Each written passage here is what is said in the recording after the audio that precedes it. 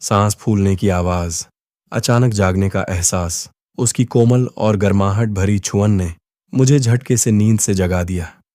उसके लंबे बाल मेरी बाहों पर बिखरे हुए थे, जिनसे एक हल्की सी खुशबू आ रही थी। तेज धड़कन और घबराहट के साथ मैं एकदम से उठकर बैठ गया। मेरा दिमाग सुन्न हो गया था। लिन शियाओ शियाओ ठीक मेरे बगल में लेटी थी। उसकी नाइटी का कॉलर ढीला था और उसकी गर्दन पर वो गहरे लाल निशान सब कुछ चीख चीख कर कह रहे थे कि क्या हुआ है। आवाज में टूटन और पछतावा। बीती रात की धुंधली यादें मेरे दिमाग में किसी धमाके की तरह गूंजने लगीं। कॉलेज की ग्रेजुएशन पार्टी। हम सब नशे में धुत थे। लिन हाओ और मैं बचपन के दोस्त हैं, सगे भाइयों की तरह। उसने मुझ पर भरोसा करके अपनी बहन को घर छोड़ने की जिम्मेदारी दी थी और मैंने, धीमी और कांपती आवाज, मैंने उसके भरोसे का ये सिला दिया। मैंने उसके साथ, हताशा के साथ कमरे का जायजा लेते हुए। पूरा कमरा अस्त व्यस्त था। कपड़े यहां वहां बिखरे पड़ते थे। तभी शियाओ शियाओ ने थोड़ी हलचल की और धीरे से अपनी आंखें खोलीं। सांस अटकने की आवाज, सन्नाटा। जैसे ही उसकी नजर मुझ पर पड़ी, उसकी आंखें फटी की फटी रह गईं। हम दोनों पत्थर की मूरत बन गए। उसने झपट कर चादर खींची और खुद को लपेट लिया। उसकी आवाज कांप रही थी। शियाओ शियाओ, कांपती आवाज। लूफान, तुम, तेजी और हड्डबदाहट में मेरा दिमाग पूरी तरह खाली हो चुका था। मैं बस पागलों की तरह अपने कपड़े उठाकर शरीर पर डालने लगा। मेरे मुंह से बस एक ही शब्द निकल रहा था, सॉरी, आई एम सॉरी। कल रात मैं बहुत नशे में था। जल्दबाजी में पैंट पहनते वक्त मैं खुद ही उलझकर गिरते गिरते बचा। शियाओ शियाओ ने अपना चेहरा घुटनों में छिपा लिया था। वो मेरी तरफ देखना भी नहीं चाहती थी। भागते हुए कदमों की आवाज, हाँफते हुए मैं लड़खड़ाते हुए कमरे से बाहर भागा। लिविंग रूम के सोफे पर टटोलने के बाद मुझे मेरा फोन मिला। सुबह के 10 बज चुके थे। कांपते हाथों से मैंने लिनहाओ को मैसेज किया, क्या शियाओ शियाओ घर पहुंच गई? एक कड़ी डेढ़वा सन्नाटा। नोटिफिकेशन की आवाज। हाओ का जवाब तुरंत आया, कल रात तो तुम ही उसे घर छोड़ने गए थे ना? सो रही होगी अभी तक? आवाज में एक गहरा खौफ। मैसेज पढ़ते ही ठंडे पसीने ने मेरी पूरी पीठ भिगो दी। मेरा डर अब एक हकीकत बन चुका था। सोफे पर धंसने की आवाज, एक लंबी भारी सांस। मैं बेजान होकर सोफे पर गिर पड़ ढहा। अपने बालों को दोनों हाथों से जकड़ लिया। समझ नहीं आ रहा था कि क्या करूं। शियाओ शियाओ मेरे सबसे अच्छे दोस्त की बहन है। बचपन से वो मेरे और लिनहाओ के पीछे पीछे घूमती आई है। मैंने हमेशा उसे अपनी सगी छोटी बहन माना। और आज मैंने ये क्या कर दिया? कमरे से रोने की हल्की आवाज आना। तभी कमरे से उसके सुबकने की दबी दबी आवाज आई। मेरा दिल बैठ गया। मैं फौरन उठा और दरवाजा खटखटाया। शियाओ शियाओ, तुम ठीक तो हो? रोने की आवाज तेज होना। अंदर से कोई जवाब नहीं आया, लेकिन उसके रोने की आवाज और तेज हो गई। मुझसे रहा नहीं गया। मैंने दरवाजा धक्का देकर खोला। वो बिस्तर पर बैठी थी। उसकी आंखें रो रो कर लाल हो चुकी थीं। मैंने उसे कभी इतना कमजोर और बेबस नहीं देखा था। हड्डबदाहट और घबराहट भरी आवाज में, तुम प्लीज रो मत। मैं जिम्मेदारी लूंगा। मैं सब ठीक कर दूंगा। नफरत और दुख भरी आवाज। शियाओ शियाओ का डायलॉग। उसने अपनी आंसुओं से भरी आंखों से मुझे घूर कर देखा और चिल्लाई, किसे चाहिए तुम्हारी जिम्मेदारी? बाहर जाओ यहां से अभी। ठहराव, आवाज में दृढ़ता, लेकिन दुख। मैं अपनी जगह से हिला तक नहीं। मुझे पता था अब भागने का कोई रास्ता नहीं बचा है। दृढ़ता, लेकिन धीमी आवाज में, मैं तुम्हें इस हाल में अकेला छोड़ कर नहीं जा सकता। चीजें फेंकने की आवाज, गुस्से भरी सिसकी। उसने तकिया उठाकर पूरी ताकत से मेरी ओर फेंका। बाहर जाओ यहां से। वो मुलायम तकिया मेरे सीने से टकराया। मैंने उसे लपक लिया और धीरे से उसकी तरफ वापस बढ़ाया। तुम चाहो तो मुझे मार सकती हो। जो हुआ वो मेरी गलती थी। आवाज में सिहरन। वो और भी फूट फूट कर रोने लगी। उसका पूरा शरीर कांप रहा था। तभी अचानक मेरे दिमाग में एक बात आई और मैं घबराहट में बोल उठा, मैं तुम्हारे लिए दवा लेकर आता हूं। हैरानी और शर्मिंदगी भरा ठहराव। वो एक पल के लिए ठिठक गई। उसका चेहरा शर्म से लाल हो गया। कैसी कैसी दवा? मैंने हिचकिचाते हुए कहा। इमरजेंसी पिल, बर्थ कंट्रोल। अगर कहीं कुछ हो गया तो? गुस्से का धमाका। मेरी बात पूरी भी नहीं हुई थी कि दूसरा तकिया मेरे चेहरे पर आ लगा। वो रोते हुए चिल्लाई, दफा हो जाओ यहां से। माहौल में बदलाव, कदमों की आहट और सन्नाटा। मैं फिर भी दवा की दुकान पर गया, दवा खरीदी और साथ में कुछ नाश्ता भी ले लिया। जब मैं वापस लौटा तो शियाओ शियाओ नहा चुकी थी। वो तैयार होकर सोफे पर गुमसुम बैठी शून्य को निहार रही थी। मैंने दवा और गुनगुना पानी उसके सामने रख दिया। उसने बिना कुछ कहे खामोशी से दवा ली और उसे निगल लिया। वह सन्नाटा किसी शोर से भी ज्यादा डरावना था। एक भारी सन्नाटा, घड़ी की टिक टिक की आवाज। उसके बाद हम दोनों आमने सामने बैठ गए। कोई कुछ नहीं बोल रहा था। कमरे का माहौल इतना भारी था कि दम घुटने लगा था। मैंने हिम्मत जुटाई और खामोशी तोड़ ढहने की कोशिश की। कल रात जो हुआ। झटके से टोकते हुए कठोर आवाज, बस करो, कुछ मत कहो। उसने तुरंत मुझे बीच में ही टोक दिया। उसकी आवाज में एक अजीब सी जिद थी। यही समझो कि ऐसा कुछ हुआ ही नहीं। दुख और हैरानी के साथ मैंने उसकी सूजी हुई लाल आंखों की तरफ देखा। मेरा दिल बैठा जा रहा था। पर यह कैसे मुमकिन है? हम इस बात को ऐसे कैसे भुला सकते हैं? तंज और गुस्से भरी आवाज, शियाओ शियाओ। उसने अचानक अपनी आवाज ऊंची की। तो फिर तुम क्या चाहते हो? जाकर मेरे भाई को सब बता दूं या तुम्हारी गर्लफ्रेंड को जाकर सफाई दूं? शौक और उलझन के साथ तेज आवाज। मैं सन्न रह गया। मेरी गर्लफ्रेंड? ये तुम क्या कह रही हो? मेरी कोई गर्लफ्रेंड नहीं है। शिकायत और दुख भरा लहजा। उसने अपनी आंखों में एक गहरी टीस के साथ मेरी ओर देखा। झूठ मत बोलो। क्या झाओ, टिंग टिंग तुम्हारी गर्लफ्रेंड नहीं है? पूरे कॉलेज को पता है कि तुम दोनों साथ हो। हल्की हंसी और झुंझलाहट। मुझे गुस्सा भी आ रहा था और हंसी भी। ये सब सिर्फ अफवाहें हैं। मेरा और उसका कोई चक्कर नहीं है। वो बस मेरी क्लासमेट है, उससे ज्यादा कुछ नहीं। गहरी और धीमी आवाज, अविश्वास का भाव। उसे मेरी बातों पर बिल्कुल भरोसा नहीं था। वो अपना सिर झुकाए बस खामोश बैठी रही। मैंने नाश्ता उसकी ओर खिसकाया। पहले कुछ खा लो। सिसकने की आवाज, धीमी पेसिंग। वो छोटे छोटे निवाले लेने लगी, लेकिन तभी उसकी आंखों से आंसू फिर से छलक पड़े। मैंने टिश्यू पेपर उसकी तरफ बढ़ाया। उसने आंसू पोंछे और बहुत धीमी, लगभग फुसफुसाती हुई आवाज में कहा, मेरे भाई को कुछ मत बताना। तेजी से वादा करते हुए मैंने तुरंत सिर हिलाया। कभी नहीं, मैं वादा करता हूं। मन ही मन, भारी स्वर। लेकिन अंदर ही अंदर मैं जानता था कि यह मुमकिन नहीं है। यह कोई छोटी बात नहीं थी जिसे भुला दिया जाए। मेरा दिमाग सुन्न हो चुका था। उसे घर छोड़ दहाने के बाद मैं घंटों गलियों में भटकता रहा। हताशा भरी आवाज, मैं लिन्हाओ का सामना कैसे करूंगा? हम साथ पले बड़े हैं, सगे भाइयों से बढ़कर हमारा रिश्ता है। और मैंने उसकी पीठ में छुरा घोंपा है। भले ही यह सब एक अनजाने में हुआ हादसा था, पर मेरा दिल गिल्ट से फटा जा रहा था। फोन की रिंगटोन की आवाज, अचानक घबराहट। तभी रात को लिन्हाओ का फोन आया। उसने मुझे ड्रिंक्स के लिए बुलाया था। मेरा गला सूख गया, हाथ कांपने लगे। उसे मेरा चेहरा देखते ही शक हो जाएगा। आवाज में हिचकिचाहट और कमजोरी। मेरे पास और कोई रास्ता नहीं था। मैंने बस इतना कहकर मना कर दिया कि मैं बहुत थक गया हूं। दूसरी तरफ से हाव की हंसने की आवाज आई। वो मेरा मजाक उड़ा रहा था। क्या हुआ भाई, कल की उतरी नहीं क्या अभी तक?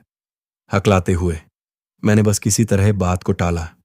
हाँ, बस थोड़ा सिर भारी है। अचानक सन्नाटा, हाव की आवाज गंभीर होते हुए। तभी अचानक उसकी आवाज बदल गई। वैसे शियाओ शियाओ, ठीक तो है ना? आज वो कुछ अजीब लग रही है। हड़बड़ाहट और तेज धधकन का एहसास। मेरा दिल जैसे हलक में आ गया। मेरी आवाज लदखदाने लगी। अजीब? क्या हुआ उसे? हाव सोचते हुए, बस बहुत सुस्त है, आंखें भी सूजी हुई हैं। मैंने पूछा तो कुछ बता भी नहीं रही। गहरी और ठंडी सांस लेने की आवाज। मेरी हथेलियों पर ठंडा पसीना आने लगा। मैंने झूठ का सहारा लिया। हो सकता है, कॉलेज खत्म हो रहा है ना, तो शायद इमोशनल हो गई होगी। हाव ने ज्यादा सवाल नहीं किए और मुझे आराम करने को कहकर फोन काट दिया। लंबी और भारी राहत की सांस। फोन रखते ही मैंने एक लंबी सांस ली, लेकिन राहत कहाँ। अपने सबसे अच्छे दोस्त की आंखों में धूल झोंकना, ये एहसास किसी जहर से कम नहीं था। मेरा दम घुट रहा था। पैरों के चलने की आवाज, अचानक रुकना। अगले दिन जब मैं लिन हाउ से मिलने उसके घर गया तो नीचे ही मेरी मुलाकात शियाओ शियाओ से हो गई। हम दोनों अपनी जगह पर जम गए। सन्नाटा इतना गहरा था कि काटा जा सके। उसने खुद ही चुप्पी तोड़ी। भाई से मिलने आए हो? मैंने बस सिर हिला दिया। क्या वो घर पर है? हाँ, गेम खेल रहा है। कपड़ों की सरसराहट, जाने की हलचल। इतना कहकर वो जाने लगी। मैं कुछ सामान लेने बाहर जा रही हूं। मैंने उसे जाते हुए देखा और आज अचानक गौर किया कि उसने आज ड्रेस पहनी थी। पहले तो वो हमेशा टी शर्ट और जीन्स में हमारे पीछे किसी लड़के की तरह घूमती रहती थी। पता ही नहीं चला कि कब वो इतनी बड्ढी और खूबसूरत हो गई है। बिना सोचे समझे बोलना, मैं भी तुम्हारे साथ चलता हूं, मेरे मुंह से अचानक निकल गया। वो चौंक गई। पर तुम तो भाई से मिलने आए थे ना? मैंने बात बनाई। उसे खेलने दो, मैं तुम्हारे साथ चलता हूं। धीमे कदमों की आवाज, सन्नाटा। वो कुछ पल झिझकी, फिर मान गई। हम साथ चल रहे थे, लेकिन हमारे बीच एक फासला था। सन्नाटा फिर से हावी होने लगा। रास्ते में एक मिल्क टी की दुकान आई तो मैंने उसकी पसंद की मिल्क टी उसे खरीद कर दी। उसने बहुत धीरे से कहा, शुक्रिया। उसने एक घूंट पिया और हल्की और धीमी आवाज, एक ठहराव। मिल्क टी पीते वक्त उसके होंठों के कोने पर थोड़ी सी क्रीम लग गई थी। मैंने बिना सोचे समझे अपना हाथ बढ़ाया और उसे पोंछ दिया। सांस थमने की आवाज, सन्नाटा। हम दोनों वहीं जम गए। उसकी पलकें झुक गईं और गाल एकदम से लाल हो गए। मुझे अपनी गलती का एहसास हुआ और मैंने झटके से अपना हाथ पीछे खींच लिया। वो वहां कुछ लगा था। मैंने हकलाते हुए सफाई दी। उसने अपना सिर और झुका लिया, यहां तक कि उसके कान भी शर्म से लाल हो चुके थे। उस पल मुझे शिद्दत से एहसास हुआ कि वो छोटी बच्ची नहीं रही जो मेरे पीछे घूमा करती थी। बास्केटबॉल के टप्पे की आवाज, माहौल का बदलना, लेकिन लिन हाउ की तेज नजरों से बचना नामुमकिन था। वो मुझे बास्केटबॉल कोर्ट पर ले गया। बॉल को बास्केट में डालते हुए उसने अचानक मुझसे सवाल किया, आजकल तू मेरी बहन के साथ कुछ ज्यादा ही नजर आ रहा है, चक्कर क्या है? धड़धड़ एक कन तेज होने की आवाज, संभल कर बोलना। मेरा कलेजा मुंह को आ गया, पर मैंने खुद को शांत दिखाने की कोशिश की। अरे नहीं भाई, बस ऐसे ही इत्तेफाक से मिल गए थे। बॉल छीनने या बास्केट होने की तेज आवाज। उसने एक परफेक्ट 3 पॉइंटर मारा और फिर मेरी आंखों में आंखें डालकर बोला, मुझसे झूठ मत बोल, मैं तुझे बचपन से जानता हूं। बास्केटबॉल छीनने की आवाज, अरे मैंने तुम्हें कई बार साथ देख लिया है। थोड़ी झल्लाहट और सफाई देने वाले अंदाज में। मैंने झपट कर बॉल उसके हाथ से छीन ली और बात काटने के लिए बोला, देख भाई, तेरी बहन मेरी भी तो बहन जैसी ही है, अब क्या थोड़ा ख्याल भी नहीं रख सकता? उसने एक ठंडी आह भरी। पहले तो इतना ख्याल नहीं आता था तुझे। मैंने बॉल वापस उसकी तरफ फेंकी। अरे भाई, अब ग्रेजुएशन हो गया है, सब अपने अपने रास्ते चले जाएंगे, तो सोचा थोड़ा बहुत मिलजुल लें, इसमें क्या बुराई है? उसने बॉल पकड़ ली और कुछ सेकंड तक मुझे घूरता रहा। फिर अचानक उसके चेहरे पर एक शरारती मुस्कान आ गई। ओह लूफान, कहीं ऐसा तो नहीं कि तू मेरा जीजा बनने के सपने देख रहा है? उसकी बात सुनकर मैं लगभग अपनी ही लार से चोक हो गया। वो जोर जोर से हंसने लगा। उसे लग रहा था कि वो बस मजाक कर रहा है।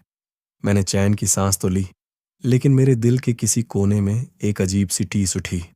रात को हम सब साथ डिनर कर रहे थे। शियाओ शियाओ ठीक मेरे सामने बैठी थी, बिल्कुल खामोश। लिन हाउ पूरे जोश में ग्रेजुएशन के बाद के अपने प्लान्स बता रहा था, लेकिन मेरी और शियाओ शियाओ की नजरें जब भी मिलती, हम दोनों ही झेंप कर नजरें चुरा लेते। लूफान हाउ काम के लिए दिल्ली जा रहा था और मैं और शियाओ शियाओ इसी शहर में रुकने वाले थे। मैं अपनी आगे की पढ़ाई कर रहा था और वो नौकरी। लिन हाउ, भाई अब तुझे मेरी बहन का ख्याल रखना होगा, देखना कोई उसे परेशान न करे। लूफान, तू फिक्र मत कर, सब संभाल लूंगा। लूफान। तभी शियाओ शियाओ ने मेरी तरफ देखा और फिर तुरंत अपनी नजरें झुका लीं। मेरे दिल में एक अजीब सी हलचल हुई। हाओ के जाने के बाद हम अक्सर मिलने लगे। उसका ऑफिस मेरे कॉलेज के पास ही था, तो हम साथ में खाना खाते थे। लूफान। हमने उस रात के बारे में कभी बात नहीं की, लेकिन हमारे बीच सब कुछ बदल चुका था। मैं उसकी पसंद का खाना मंगवाता और वो मेरी पढ़ाई के दौरान मेरे लिए खाने पीने का सामान ले आती। लूफान। एक दिन उसे ऑफिस में देर हो गई, तो मैं उसे लेने पहुंच गया। रात को बहुत तेज और ठंडी हवा चल रही थी। उसने खुद को अपनी जैकेट में कसकर लपेट रखा था। लूफान। मैंने अपनी जैकेट उतारी और उसके कंधों पर डाल दी। उसने मना नहीं किया। हम साथ चलने लगे। चलते हुए कभी कभी हमारे हाथ एक दूसरे से टकरा जाते थे। Xiao Xiao. लूफान। लूफान। हाँ। Xiao Xiao. उस दिन जो हुआ, क्या तुम सच में उसे भुला सकते हो? लूफान। मैं रुक गया और सड़क की रोशनी में उसकी चमकती आंखों को देखने लगा। उनमें उम्मीद भी थी और डर भी। मेरा दिल तेजी से धड़कने लगा। मुझे समझ नहीं आया कि क्या जवाब दूं। मुझे हिचकिचाता देख उसकी आंखें उदास हो गईं। Xiao Xiao. छोड़ो, मैंने बेकार ही पूछ लिया। लूफान। इतना कहकर वो तेज कदमों से आगे बढ़ने लगी। मैं तुरंत पीछे भागा और उसका हाथ पकड़ लिया। वो एक पल के लिए ठिठकी, पर उसने अपना हाथ छुड़ाया नहीं। मैंने उसका कोमल हाथ कसकर थाम लिया। लूफान। नहीं, मैं नहीं भुला सकता। लूफान। उसने झटके से मेरी तरफ देखा और उसकी आंखों में फिर से चमक आ गई। हम सड़क किनारे खड़े थे, बिना कुछ कहे, बस एक दूसरे का हाथ थामे हुए। लूफान। मैं उसके हाथ की गर्माहट महसूस कर रहा था। मेरे मन में उसे चूमने की तीव्र इच्छा हुई, लेकिन मैंने खुद को रोक लिया। जब मैं उसे उसके फ्लैट के नीचे छोड़ने पहुंचा, तो वो तुरंत अंदर नहीं गई। शियाओ शियाओ, क्या ऊपर आकर बैठना चाहोगे? भाई घर पर नहीं है। लूफान। मेरा दिल जोर से धड़कने लगा और मैंने हाँ में सिर हिला दिया। उसका छोटा सा फ्लैट बहुत साफ सुथरा था। हम सोफे पर बैठ गए, लेकिन माहौल में थोड़ी झिझक थी। उसने मुझे पानी का गिलास दिया, पर जैसे ही हमारे हाथ छुए, हम दोनों ने झटके से हाथ पीछे खींच ली और पानी फर्श पर गिर गया। लूफान। हम हड़बड़ी में पानी साफ करने लगे, तभी हमारे सिर एक दूसरे से टकरा गए। हम दोनों एक दूसरे को देखकर मुस्कुरा दिए और वो सारी झिझक पल भर में खत्म हो गई। शियाओ शियाओ, तुम्हारी आगे की पढ़ाई की तैयारी कैसी चल रही है? लूफान। सब ठीक चल रहा है। लूफान। बस इंग्लिश थोड़ी मुश्किल लग रही है। शियाओ शियाओ, मेरी इंग्लिश अच्छी है, क्या तुम्हें मदद चाहिए? लूफान। मैंने उसकी तरफ देखा और हिम्मत जुटाकर पूछा, तुम मेरे लिए इतना क्यों करती हो? Xiao Xiao. वो ठिठक गई और सिर झुकाकर धीरे से बोली, तुम्हें क्या लगता है? लूफान। मैंने उसका हाथ कसकर थाम लिया। मैं बस अपने प्यार का इजहार करने ही वाला था कि अचानक फोन बज उठा। लिनहाओ का वीडियो कॉल था। लूफान। हम घबराकर एक दूसरे से दूर हो गए। उसने जल्दी जल्दी अपने कपड़े और बाल ठीक किए। फोन उठाते ही स्क्रीन पर हाओ का हंसता हुआ चेहरा दिखा। लिनहाओ। क्या चल रहा है तुम दोनों का? Xiao Xiao. कुछ नहीं, लूफान बस घर आया हुआ है। लिन हाओ। तुम दोनों आजकल साथ में कुछ ज्यादा ही वक्त बिता रहे हो। लूफान, मेरी बहन का ख्याल रखना। लूफान। कुछ देर बात करने के बाद उसने फोन रख दिया। हम दोनों एक दूसरे को देखकर हंसने लगे। शियाओ शियाओ, हमें देखकर तो ऐसा लग रहा है जैसे हम कोई चोरी छिपे अफेयर चला रहे हों। उसके गाल एकदम से लाल हो गए। मैं अब अपने दिल के जज्बात और ज्यादा दबा नहीं पाया और उसके करीब जाकर धीरे से उसे चूम लिया। उसने अपनी बड़ी बड़ी आंखों से मुझे देखा।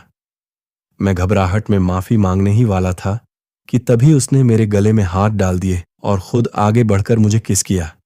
इस बार हम दोनों पूरी तरह होश में थे। शराब का कोई असर नहीं था।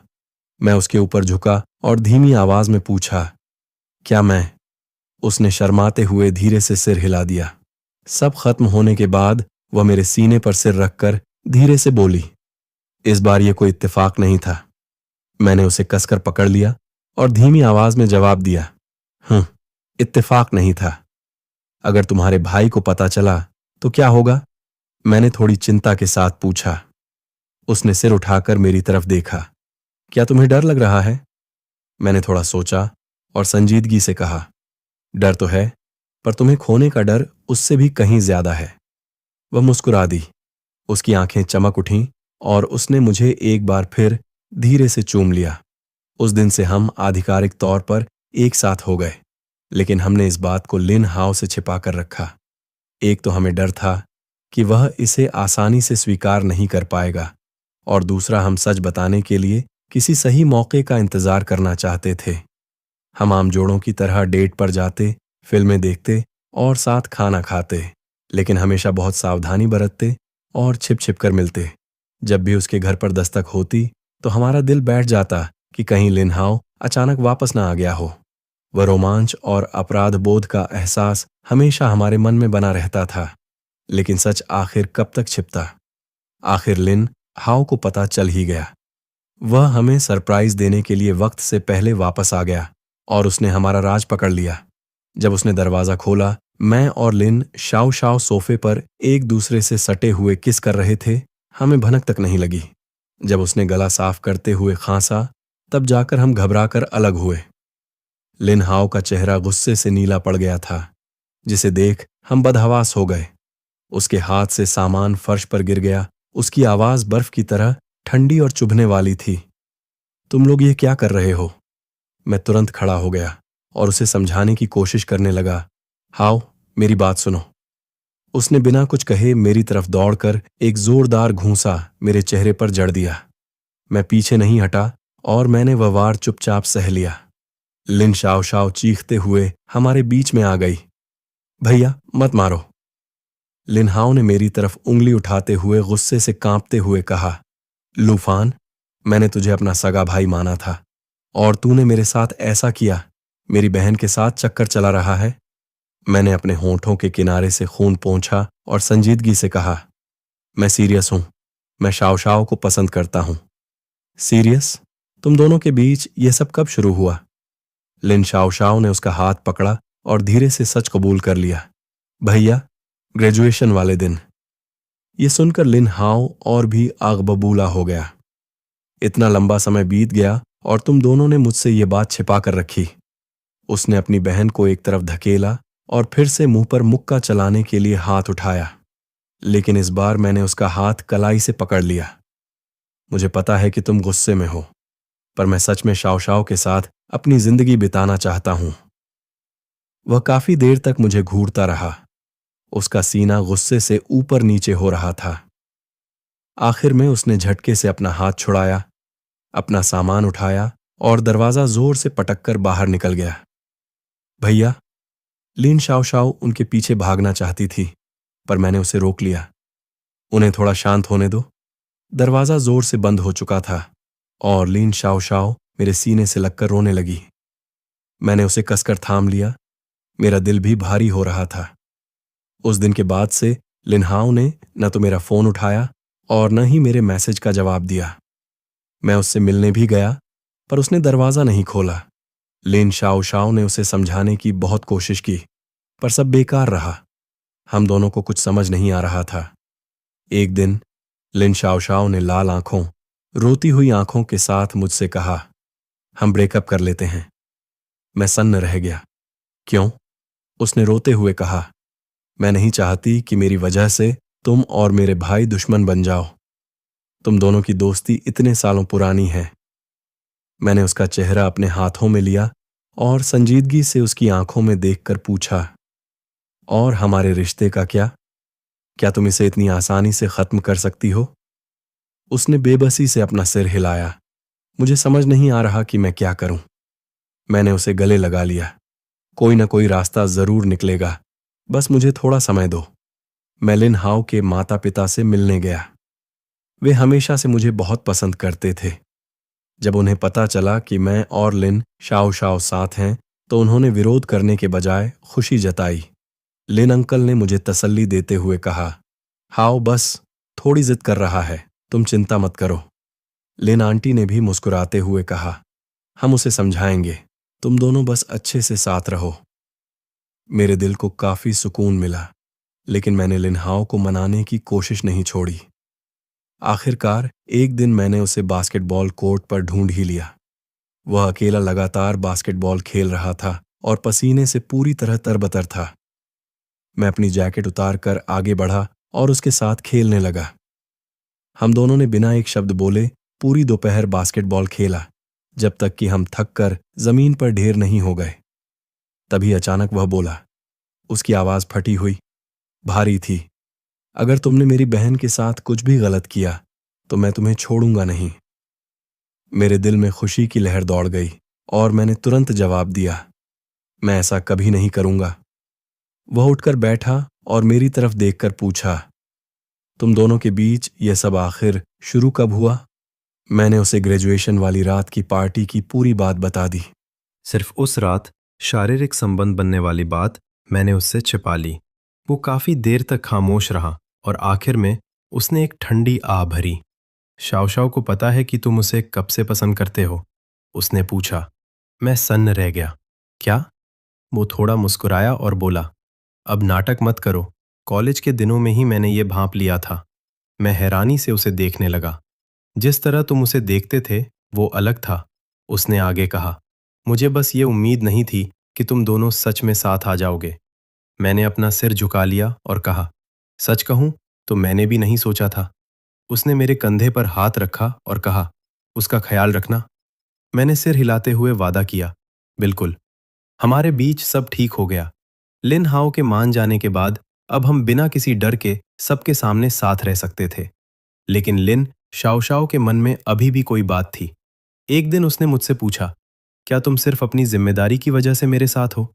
मैं हैरान रह गया। तुम ऐसा क्यों पूछ रही हो? क्योंकि हमारी शुरुआत एक इत्तेफाक थी, उसने जवाब दिया। उसने कहा, क्या तुम्हें ऐसा लगता है कि तुम्हें जिम्मेदारी निभानी होगी इसलिए? मैंने उसके मुंह पर हाथ रख दिया और कहा, ऐसी बेकार की बातें मत करो।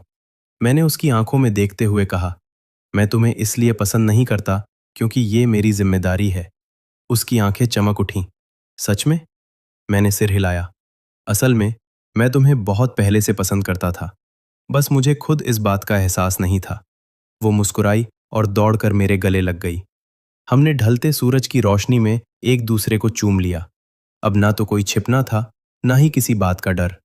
वो एहसास वाकई बहुत खूबसूरत था।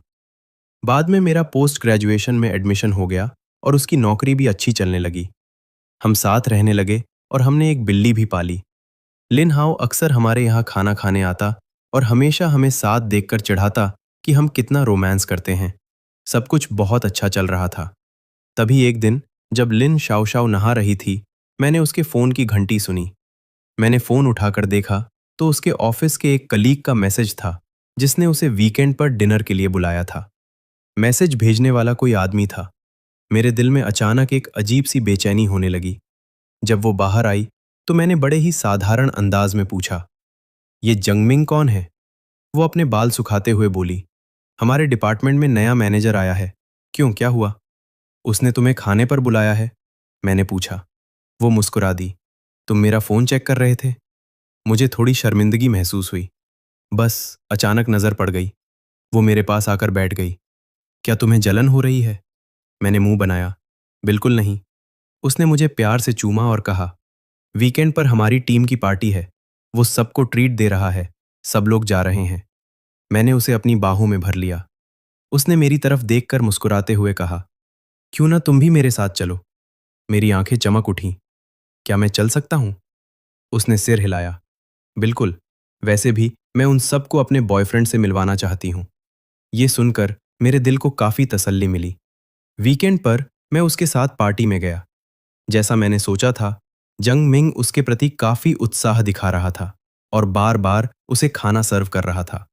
मैं पूरी शाम गुस्से में चेहरा बनाए बैठा रहा। लिन शाओशाओ ने मेज के नीचे मेरा हाथ दबाया और फुसफुसाते हुए कहा, ऐसा मत करो। मैंने किसी तरह एक फीकी मुस्कान दी।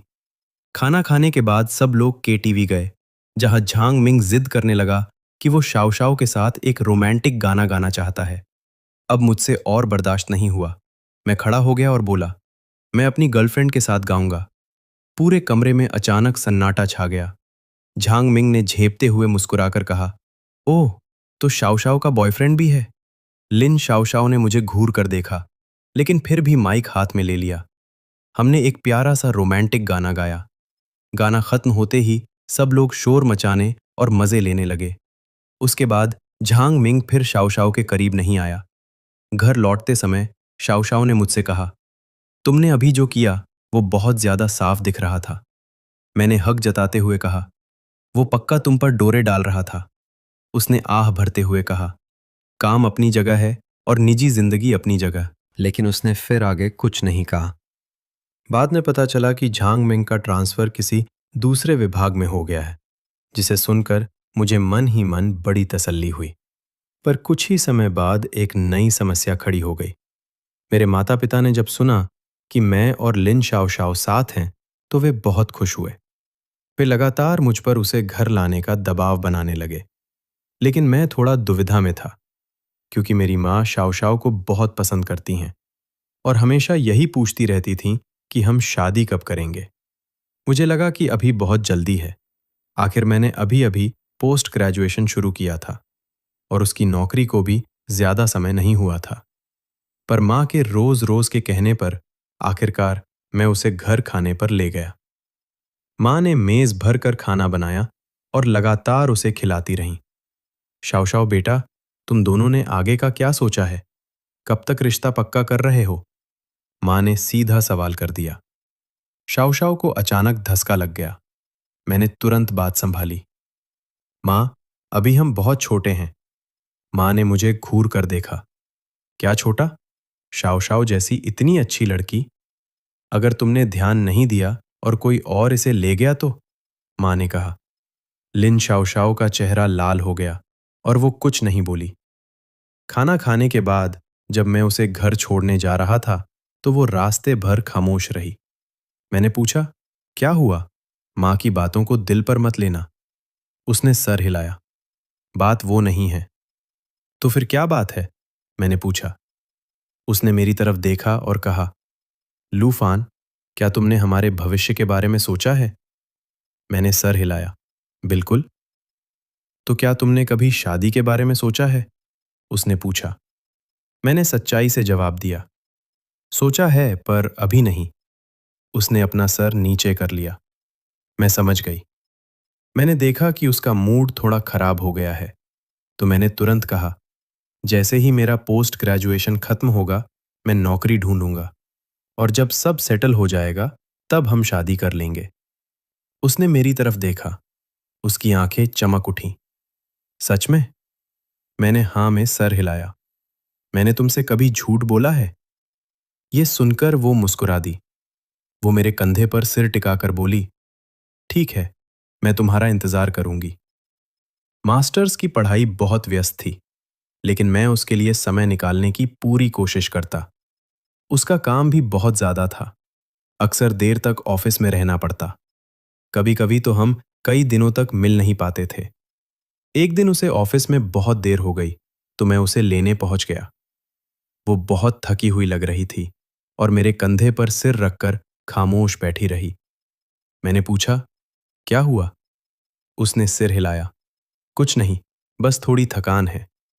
मैंने उसके सिर पर हाथ फेरते हुए कहा, कुछ दिन आराम कर लो। उसने आह भरते हुए कहा, प्रोजेक्ट की डेडलाइन नजदीक है, छुट्टी नहीं मिल सकती।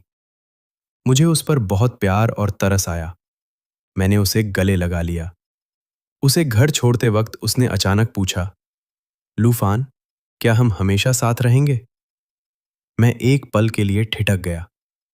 बिल्कुल रहेंगे। तुम ऐसा क्यों पूछ रही हो? उसने बस अपना सिर हिला दिया और कुछ नहीं कहा। उस दिन के बाद से वो अक्सर इसी तरह के सवाल पूछने लगी। मुझे महसूस होने लगा था कि शायद वो अपने आप को असुरक्षित महसूस कर रही है। मैंने चुपके से एक सरप्राइज प्लान किया। उसके जन्मदिन पर मैंने छुट्टी ली, एक रेस्टोरेंट बुक किया और एक नेकलेस भी खरीदा। लेकिन उस दिन उसे अचानक ऑफिस में देर तक रुकना पड़ा। उसने मुझसे कहा कि मैं रेस्टोरेंट पहुंचकर उसका इंतजार करूं। मैंने काफी देर इंतजार किया, पर वो नहीं आई और ना ही उसने मेरा फोन उठाया। मुझे चिंता होने लगी तो मैं उसे ढूंढने उसके ऑफिस गया। ऑफिस में कोई नहीं था, सारी लाइटें बंद थीं। मैं घबरा गया और उसके सारे दोस्तों को फोन करने लगा, आखिर में मैंने उसके भाई को कॉल किया। लिन हाओ ने कहा, शाओ शाओ ने तुम्हें नहीं बताया? वो आज काम से बाहर गई है। मैं सुनकर दंग रह गया। बाहर गई है? कब? दोपहर को अचानक नोटिस आया था। क्या उसने तुम्हें नहीं बताया? लिन हाओ भी हैरान था। मैं रेस्टोरेंट के दरवाजे पर खड़ा था। हट में अब भी गिफ्ट था, पर मेरे दिल में एक अजीब सी चुभन हो रही थी जो बयान नहीं की जा सकती। उसने मुझे बताया क्यों नहीं? क्या वो भूल गई थी, या फिर वो मुझे बताना ही नहीं चाहती थी? मैं रेस्टोरेंट के दरवाजे पर खड़ा था, हाथ में उस बेशकीमती नेकलेस को कसकर पकड़े हुए, और मेरा दिल धीरे धीरे बैठता जा रहा था। काम के सिलसिले में बाहर जा रही थी, तो मुझे क्यों नहीं बताया? मैंने एक गहरी सांस ली और लिन हाओ को फोन लगाया। वो कहाँ गई है और कब वापस आएगी? शंघाई। उसने कहा कि 3 दिन में वापस आ जाएगी। लिनहाओ को मेरी आवाज से अंदाजा हो गया कि कुछ गड़बड़ है। क्या हुआ? क्या उसने तुम्हें नहीं बताया? कुछ नहीं। मैंने खुद को शांत रखने की कोशिश की। वापस आने पर बात करेंगे। फोन काटने के बाद मैंने मेज पर रखे ठंडे हो चुके खाने और उस छोटे से गिफ्ट बॉक्स को देखा। मुझे अचानक बहुत बुरा महसूस होने लगा, जैसे दिल भर आया हो। मैंने पूरे 1 हफ्ते तक तैयारी की थी, खासतौर पर उसका पसंदीदा तिरामिसू बनाना सीखा था, और कई बार मन ही मन अपने प्यार का इजहार करने की प्रैक्टिस की थी। और नतीजा, सब बेकार हो गया। उसने मुझे अपने बिजनेस ट्रिप के बारे में बताया तक नहीं। क्या मेरी तरफ से ही कोई कमी रह गई थी? क्या उसे मेरे साथ होने पर पछतावा हो रहा था? तमाम तरह की शंकाएं मेरे दिमाग में उमड़ घुमड़ रही थीं। अब मुझसे और बैठा नहीं गया। मैंने अपना कोट उठाया और बाहर की ओर भागा। श्रीमान, आपने अभी तक बिल नहीं चुकाया है। वेट्रेस जल्दी से मेरे पीछे आई। मैंने हड़बड़ी में अपना कार्ड स्वाइप किया और बिना छुट्टे पैसे लिए ही दरवाजे से बाहर निकल गया। मुझे उसके ऑफिस का पता मालूम था, हालांकि मैं वहां कभी गया नहीं था। टैक्सी लेकर जब मैं उसकी कंपनी की बिल्डिंग के नीचे पहुंचा, तो मैंने रोशनी से जगमगाती उस इमारत की ओर ऊपर देखा। मेरा दिल उम्मीद और डर के बीच झूल रहा था। उम्मीद इस बात की कि शायद वह मुझे मिल जाए, और डर इस बात का कि अगर वह सच में मिल गई तो क्या होगा। मुझे समझ नहीं आ रहा था कि मैं बात कैसे शुरू करूंगा। अभी मैं हिचकिचा ही रहा था कि अचानक मेरा फोन बजा। वह श्याओ श्याओ श्याओ श्याओ का मैसेज था। लूफैन, मुझे माफ कर देना, अचानक ट्रिप पर निकलना पड़ा, इसलिए तुम्हें बता नहीं पाई। क्या तुम अब भी रेस्टोरेंट में हो? उस मैसेज को देखते ही अचानक मेरी आंखें भर आईं। शुक्र है कि उसे याद तो था। मैंने तुरंत जवाब दिया, नहीं, मैं अब रेस्टोरेंट में नहीं हूं। तुम कहां हो? मैं तुम्हारे पास आता हूं। इस बार उसका जवाब काफी देर से आया। जरूरत नहीं है, मैं बस फ्लाइट में बैठने ही वाली हूं। बोर्डिंग, वापस आकर बात करते हैं। फ्लाइट? लेकिन लिन हाओ ने तो कहा था कि वह अभी अभी गया है। मैं एक पल के लिए सुन्न रह गया। फिर अचानक मुझे कुछ एहसास हुआ और मैं तुरंत एयरपोर्ट की दिशा में भागा। भाई साहब, एयरपोर्ट चलिए, जल्दी। मैंने एक टैक्सी रोकी। मेरा दिल जोरों से धड़क रहा था। पूरे रास्ते में बार बार अपना फोन चेक करता रहा, इस उम्मीद में कि शायद वह कुछ और कहेगी, लेकिन चैट बॉक्स में सन्नाटा छाया हुआ था। एयरपोर्ट पहुंचकर मैं सीधा वेटिंग हॉल की ओर भागा और पागलों की तरह यहां वहां देखने लगा। इतने सारे लोग, मैं उसे कहां ढूंढूं? मैंने उसका फोन मिलाने की कोशिश की, लेकिन जवाब मिला कि फोन स्विच ऑफ है। शायद वह विमान में सवार हो चुकी थी। मैं हार मानकर वहीं खड़े विद्यालय रह गया। खुद को एक बेवकूफ महसूस कर रहा था। लूफैन। अचानक मुझे एक जाना पहचाना स्वर सुनाई दिया। मैं तेजी से पीछे मुड़ा और देखा कि श्याओ श्याओ श्याओ श्याओ थोड़ी ही दूरी पर खड़ी थी। उसके हाथ में एक छोटा सा ट्रॉली बैग था और उसकी आंखें हैरानी से फटी की फटी रह गई थीं। तुम यहां क्या कर रहे हो? हम दोनों ने एक साथ एक ही सवाल पूछा। मैं तेजी से उसके पास गया। समझ नहीं आ रहा था कि क्या कहूं। क्या तुम बिजनेस ट्रिप पर नहीं गई थी? आखिर मैंने पूछ ही लिया। श्याओ श्याओ एक पल के लिए ठिठकी और फिर अचानक खिलखिलाकर हंस पड़ी। मेरे भाई ने तुमसे कहा कि मैं ट्रिप पर गई हूं? मैंने सिर हिलाया, अभी भी समझ नहीं पा रहा था कि वह हंस क्यों रही है। उसने अपने होंठ सिकोड़े और उसकी आंखें हंसते हुए अर्धचंद्र चांद की तरह झुक गईं। ये लिन हाओ भी ना, मैंने तो उससे बस इतना कहा था कि वह तुमसे झूठ बोल दे कि मैं किसी काम में फंसी हूं। उसने बिजनेस ट्रिप की झूठी कहानी क्यों बनाई? मैं और भी उलझन में पड़ गया। तो तुम कहीं बाहर नहीं जा रही थी? फिर यह सब क्या था? श्याओ श्याओ अचानक शर्म से लाल हो गई और धीरे से फुसफुसाते हुए बोली, सच तो यह है कि मैं इसे खरीदने गई थी।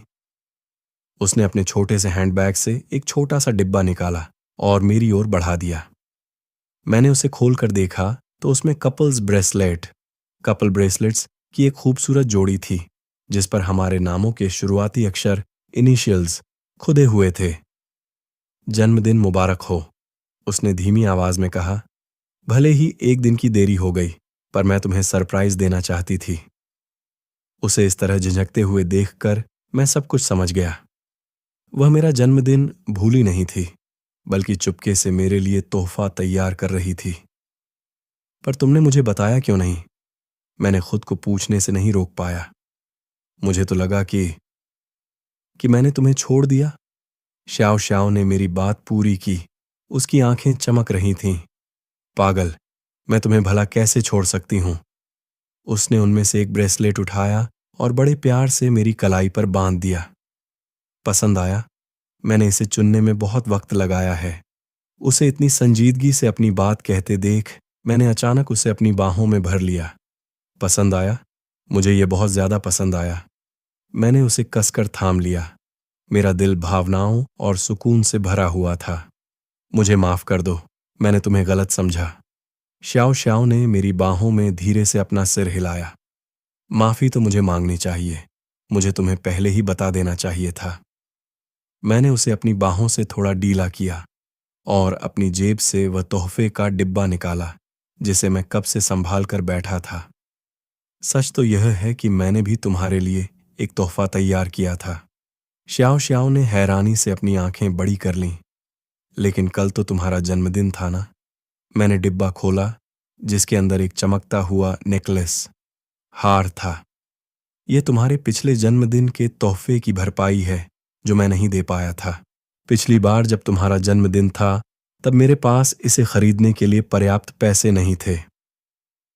एयरपोर्ट की रोशनी में वह नेकलेस जगमगा रहा था और साथ ही श्याओ श्याओ की आंखें भी चमक उठीं। यह बहुत सुंदर है, उसने धीमी आवाज में कहा। फिर अचानक उसे कुछ याद आया। तो आज तुम रेस्टोरेंट में मेरा इंतजार कर रहे थे? मैंने झेंपते हुए सिर हिलाया। मैं तुम्हें सरप्राइज देना चाहता था, लेकिन नतीजा ये हुआ कि सरप्राइज मैंने तुम्हें दे दिया। श्याओ श्याओ ने शरारत से आंख मारते हुए बात पूरी की। हम दोनों एक दूसरे को देखकर मुस्कुरा दिए। उस एक पल में सारी गलतफहमियां और बेचैनी धुएं की तरह उड़ गईं। वैसे मुझे अचानक कुछ याद आया। तुम इतनी जल्दी वापस कैसे आ गईं? तुमने तो कहा था कि 3 दिन लगेंगे। श्याओ श्याओ का चेहरा फिर से लाल हो गया। मैंने सबसे पहली फ्लाइट का टिकट बुक कर लिया था, टिकट चेंज करा लिया था, क्योंकि मैं जल्द से जल्द तुमसे मिलना चाहती थी। यह सुनकर मेरा दिल भर आया और मैंने उसे एक बार फिर कसकर गले लगा लिया। अगली बार ऐसा मत करना, मैंने धीरे से उसके कान में कहा। चाहे तुम कहीं भी जाओ, मुझे बता दिया करना, ठीक है? मुझे बहुत फिक्र होती है। श्याओ श्याओ ने मेरी बाहों में सिर रखकर हामी भरी। अब से मैं जहां भी जाऊंगी तुम्हें बता कर जाऊंगी। हम कुछ देर तक यूं ही खामोशी से एक दूसरे के गले लगे रहे, जब तक कि एयरपोर्ट पर अनाउंसमेंट ब्रॉडकास्ट नहीं सुनाई दी। चलो अब, मैंने उसका सूटकेस अपने हाथ में लिया। अब घर चलते हैं। लेकिन श्याओ श्याओ ने मेरा हाथ पकड़ लिया। रुको, अभी एक काम करना बाकी है। वह रहस्यमयी तरीके से मुस्कुराई और अपने बैग से फोन निकाला। मैंने रेस्टोरेंट में एक टेबल बुक की है, क्या अब भी वहां जाने के लिए काफी वक्त है? उसकी उम्मीद भरी नजरों को देखकर मेरा दिल पसीज गया। बिल्कुल, अभी भी देर नहीं हुई है। जब हम रेस्टोरेंट पहुंचे तो रात के 9 बज चुके थे। मैनेजर ने खास तौर पर हमारे लिए टेबल बचाकर रखी थी और साथ में रेड वाइन की एक बोतल भी भेंट की।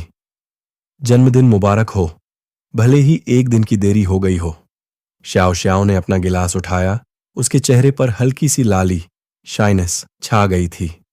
उसे देखते हुए मुझे महसूस हुआ कि यह पल कितना अनमोल और सुखद है। श्याओ श्याओ, मैंने अपना गिलास नीचे रखा और बड़ी संजीदगी से उसकी आंखों में देखा। मुझे तुमसे कुछ कहना है। शायद उसे आने वाले पल का एहसास हो गया था। उसकी आंखें थोड़ी बड़ी हो गईं। मैं जानता हूं कि हमें साथ आए हुए अभी बहुत ज्यादा वक्त नहीं हुआ है, लेकिन मुझे पूरा यकीन है कि तुम ही वो इंसान हो जिसके साथ मैं अपनी पूरी जिंदगी बिताना चाहता हूं। मैंने एक गहरी सांस ली और अपनी जेब से एक छोटा सा डिब्बा निकाला। क्या तुम मुझसे शादी करोगी? श्याओ श्याओ की आंखों से आंसू छलक पड़े। उसने अपना चेहरा हाथों से ढक लिया और उसके मुंह से शब्द नहीं निकल रहे थे। मैं घबराहट में उसे देख रहा था। मेरी हथेलियां पसीने से भीग चुकी थीं। आखिर में उसने जोर जोर से सिर हिलाकर हामी भरी और मेरी बाहों में समा गई। हां, मैं तैयार हूं, बिल्कुल तैयार हूं। मैंने चैन की सांस ली, खुशी खुशी उसे कसकर गले लगाया और उसकी उंगली में प्रपोजल रिंग, सगाई की अंगूठी पहना दी। सच तो यह है कि मुझे भी तुम्हें कुछ बताना है। श्याओ श्याओ ने अपने आंसू पोंछे और शर्माते हुए कहा, मेरे मम्मी पापा और तुम्हारे मम्मी पापा को यह सब पहले से ही पता था। मैं सन्न रह गया। उन्हें क्या पता था? उन्हें तुम्हारे प्रपोजल के बारे में पता था। श्याओ श्याओ ने हंसते हुए कहा, मैंने चुपके से उनसे उनकी राय मांगी थी। तब जाकर मुझे सब समझ आया, महसूस हुआ। तो इसका मतलब हाल फिलहाल में जो वो इतने रहस्यमयी बने हुए थे, वो दरअसल तुम्हारे लिए कवर मास्किंग तैयार कर रहे थे। श्याओ श्याओ ने सिर हिलाया। उसकी आंखें हंसते हुए फिर से अर्धचंद्र की तरह झुक गईं। लगा ना सरप्राइज? मैं खुद को रोक नहीं पाया और उसे चूम लिया। ये तो बहुत बड़ा सरप्राइज था। उस रात हम हाथ में हाथ डाले घर की ओर चल दिए। पूरे रास्ते हम अपने भविष्य की योजनाएं बनाते रहे। शादी इंडियन स्टाइल, पारंपरिक होगी या वेस्टर्न? हनीमून के लिए कहाँ जाएंगे? हमारे कितने बच्चे होंगे? हर सवाल हमें आने वाली जिंदगी के लिए और भी ज्यादा उत्साहित कर रहा था। जैसे ही हम घर के दरवाजे पर पहुंचे, मैंने देखा कि दरवाजे की दरार से अंदर की रोशनी बाहर आ रही थी। मेरे मम्मी पापा और श्याओ श्याओ के माता पिता सब हमें घेर कर खड़े हो गए। हमारे एक दूसरे के हाथों में थमे हाथों को देखकर उनकी खुशी का ठिकाना न था। आखिरकार ये दिन आ ही गया। मेरी मां ने अपनी आंखों के कोने पोंछते हुए कहा, तुम दोनों हमेशा ऐसे ही खुश रहना। श्याओ श्याओ की मां ने भी सिर हिलाया। लू फैन, अब से हमारी श्याओ श्याओ का अच्छे से ख्याल रखना। मैंने श्याओ श्याओ का हाथ और मजबूती से थाम लिया और पूरी गंभीरता से वादा किया, आप फिक्र न करें, मैं उसे दुनिया की हर खुशी दूंगा। उस रात हम सब ने एक साथ मिलकर खाना खाया और अपनी सगाई का जश्न मनाया। श्याओ श्याओ की उस प्यारी मुस्कान को देखकर मुझे लगा कि मैं दुनिया का सबसे खुशनसीब इंसान हूं। सोने से पहले मैंने श्याओ श्याओ को अपनी बाहों में लिया और धीरे से कहा, अगली बार मुझे इस तरह इतना परेशान मत करना, ठीक है ना? श्याओ श्याओ ने मेरी बाहों में सिमटते हुए मासूमियत से सिर हिलाया। अब ऐसा नहीं होगा। आगे से मैं जहां भी जाऊंगी तुम्हें रिपोर्ट दूंगी। मैंने उसके माथे को चूमा और कहा, रिपोर्ट नहीं, बल्कि शेयर, साझा करना। मैं तुम्हारी जिंदगी का हर पल तुम्हारे साथ साझा करना चाहता हूं। श्याओ श्याओ ने भावुक होकर मेरी तरफ देखा और फिर उसे अचानक कुछ याद आया। अरे हां, मेरे पास तुम्हारे लिए एक आखिरी सरप्राइज और है। उसने अपना फोन निकाला और एक फोटो एल्बम खोला। दरअसल मैं सिर्फ ब्रेसलेट खरीदने नहीं गई थी, मुख्य रूप से इसे लेने गई थी। फोटो में वेडिंग ड्रेस, शादी के जोड़े के कुछ बेहतरीन डिजाइन स्केच थे। मैंने गुपचुप तरीके से एक डिजाइनर से ये तैयार करवाए हैं। श्याओ श्याओ ने शर्माते हुए कहा, मैं तुम्हें सरप्राइज देना चाहती थी। उन खूबसूरत डिजाइन्स को देखकर मेरा दिल भर आया। तो तुम इन पिछले कुछ दिनों से जो इतना रहस्यमयी व्यवहार कर रही थी, वो इन सब की तैयारी के लिए था। श्याओ श्याओ ने मुस्कुराते हुए सिर हिलाया। उसकी आंखें चमक रही थीं। क्या तुम्हें ये पसंद आए? मैंने उसे कसकर गले लगा लिया। पसंद? मुझे ये बहुत पसंद आए, लेकिन मुझे सबसे ज्यादा पसंद तुम हो।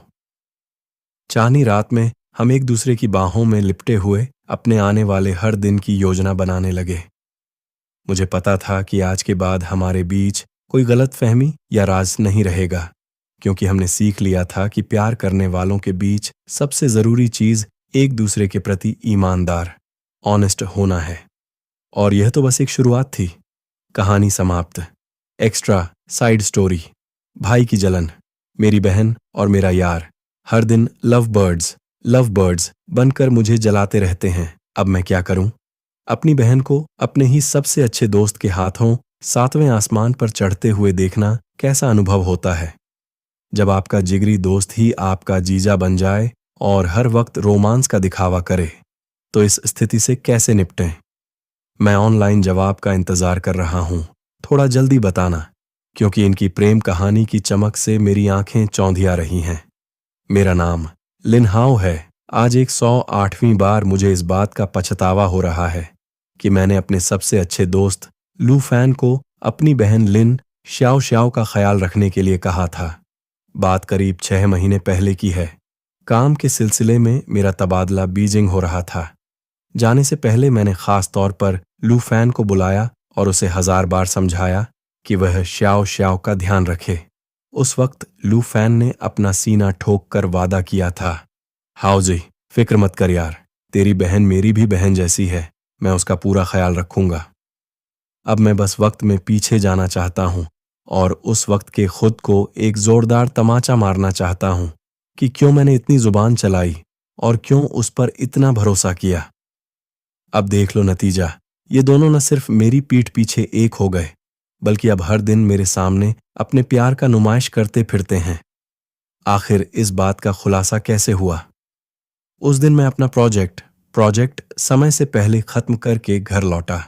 मैं श्याओ श्याओ को एक सरप्राइज देना चाहता था, लेकिन जैसे ही मैंने दरवाजा खोला, मैंने देखा कि लू फैन मेरी बहन को सोफे पर दबाकर उसे चूम रहा था। मेरा तो दिमाग ही फट गया। लू फैन, मैंने तुझे अपना भाई माना और तूने मेरी ही बहन पर हाथ साफ कर दिया।